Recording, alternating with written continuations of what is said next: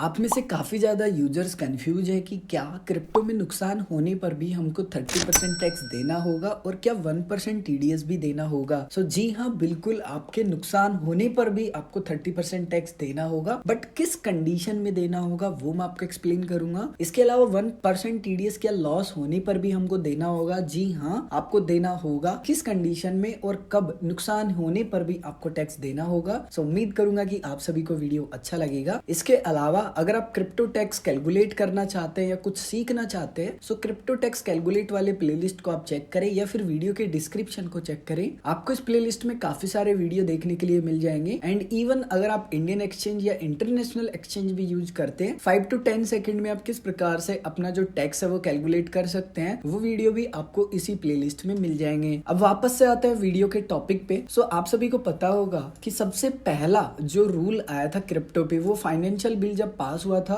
2022 में लोकसभा में, उस समय आया था। गवर्नमेंट के द्वारा क्रिप्टो के टैक्स रूल कुछ इस प्रकार से बनाए थे। 30% आपको फ्लैट टैक्स देना है गवर्नमेंट को जब भी आप प्रॉफिट करते हैं। 1% आपको टीडीएस देना है जब भी आप किसी भी कॉइन को आईएनआर पेयर में बेचते हैं। अगर आप क्रिप्टो टू क्रिप्टो पेयर में बेचते हैं तो फिर आपका 2% हो जाएगा। बाय साइड भी कटेगा, सेल साइड भी कटेगा। अब हम इस वीडियो में जो टॉपिक कवर करेंगे वो करेंगे डिडक्शन वाला and no loss set off. ये नो लॉस सेट ऑफ वाला है ना पॉइंट, ये कहाँ पे आपका ट्रिगर होगा, इसको थोड़ा सा समझते हैं। फॉर एग्जाम्पल, आपने बाई किया बिटकॉइन, आपने 1000 रुपए का बिटकॉइन बाई किया। बाई करने पर आपका जो टीडीएस है वो 0 कटेगा, लेकिन आपने बाई किया हो आईएनआर के पेयर में। मान लेते हैं कि आपने कुछ दिन बिटकॉइन रखा या सेम डे या फिर कुछ ही मिनटों में आपको दिख रहा है कि आपका 2000 रुपए का प्रॉफिट हो रहा है।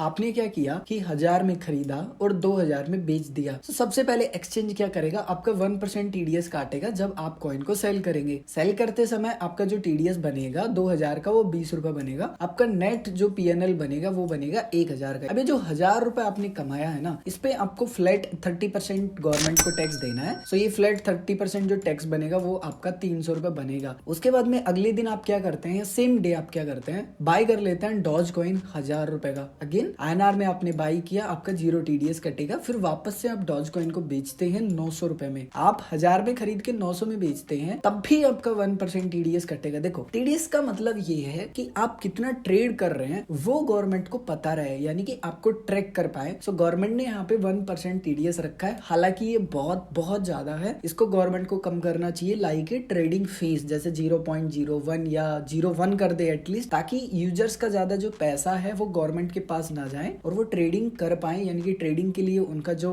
अमाउंट है वो कम ना हो। खैर वो एक अलग टॉपिक है। 900 रुपए पे 1% टीडीएस बन जाएगा 9 रुपए। आपको लॉस हुआ तब भी आपका टीडीएस कटा, जब आपको प्रॉफिट हो रहा था तब भी आपका जो टीडीएस है वो कटेगा। चाहे आप बेनिफिट में बेचे चाहे आप लॉस में बेचे, आपका जो 1% टीडीएस है वो तो कटेगा ही कटेगा। अब यहाँ पे आपने नेट जो लॉस बुक किया है वो किया है 100 रुपए। अब यहाँ पे एक बात आपको समझनी है, जब भी आप लॉस करते हैं ना, आपको यहाँ पे टैक्स नहीं लगता है। जो 30% टैक्स है वो आपके ऊपर अप्लाई नहीं होता, इस बात का आपको ध्यान रखना है। लेकिन ये जो 30% टैक्स है ना, ये कब अप्लाई होता है इसको थोड़ा समझिए। जैसे मान लीजिए कि आपने अगेन क्या किया है, आपने इथेरियम बाय किया है सेम डे या कभी भी पूरे एक फाइनेंशियल ईयर में। आपने इथेरियम बाय किया 500 रुपए का, अगेन 0% आपका टीडीएस लगेगा बाय पे। आपने आईएनआर पेयर में बाय किया, उसके बाद में आपने इथेरियम को बेचा 600 रुपए में। 600 रुपए पे 1% आपका जो टीडीएस है वो कटेगा 6 रुपए। नेट आपका 100 रुपए यहाँ पे बेनिफिट हो गया। अब एक बार जोड़ लेते हैं, आपने 1000 रुपए यहाँ पे कमाए थे, 1000 रुपए हम यहाँ पे लिख लेते हैं। उसके बाद में 100 रुपए आपने यहाँ पे कमाए तो 100 रुपए हम यहाँ पे लिख लेते हैं। उसके बाद में आपने क्या किए, 100 रुपए गवा दिए। तो अब आप यहाँ पे ये नहीं कह सकते कि देखो पहले मैंने 1000 रुपए कमाए फिर मैंने 100 रुपए कमाए, तो मैंने जो टोटल कमाए वो मेरे बन जाते हैं 1100 रुपए। ठीक है, अब आप गवर्नमेंट को ये नहीं बोल सकते कि देखो मैंने ना डॉज कॉइन में 100 रुपए गवाए थे, तो इसमें से ना 100 रुपए माइनस कर लो मेरे, तो मेरा 1000 रुपए यहाँ पे जो पीएनएल है नेट वो बन जाता है, यानी कि प्रॉफिट बन जाता है। मैं इस पे 30% टैक्स दे देता हूँ, यानी कि मैं 300 रुपए आपको दे देता हूँ। लेकिन नहीं, ऐसा नहीं होगा। इसको ना थोड़ा और विस्तार में समझते हैं। मान लीजिए आपने कोई पहला ट्रेड किया, उसमें आपने 1000 रुपए बना लिए, ठीक है। फिर आपने वापस से कोई दूसरा ट्रेड किया, उसमें आपने 2000 रुपए फॉर एग्जाम्पल अगेन बना लिए। आपने थर्ड ट्रेड किया, उसमें आपका 3000 रुपए का लॉस हो गया। उसके बाद में आपने फोर्थ ट्रेड वापस से किया, आपने 1000 रुपए गवा दिए। उसके बाद में आपने फिफ्थ ट्रेड किया, उसके बाद में आपने वापस से 900 रुपए के समथिंग गवा दिए। यानी कि आप ये मानिए कि आपका तो बैड लक ही एकदम स्टार्ट हो गया। 3000 गवा दिए, 1000 रुपए गवा दिए, 900 रुपए गवा दिए, यहाँ तक आपने कमाया है। अब आप यहाँ पे इसको जोड़ेंगे एक बार, आपका जो टोटल यहाँ पे प्रॉफिट बनता है वो कितना बनता है, सिर्फ और सिर्फ 3,000 रुपए। लेकिन आपका जो लॉस बनेगा वो यहाँ पे टोटल कितना बनेगा, 3,000, 4,000 और 900, यानी कि 4,900 रुपए आपका यहाँ पे बनेगा, वो लॉस बनेगा। अब आप गवर्नमेंट से क्या कहेंगे कि देखो जी, मैंने ना पहले 3,000 रुपए कमाए थे, लेकिन मैंने तो इससे भी ज्यादा गवा दिए, 4,900 रुपए गवा दिए। तो ऐसा करते हैं, इस प्रॉफिट में से इस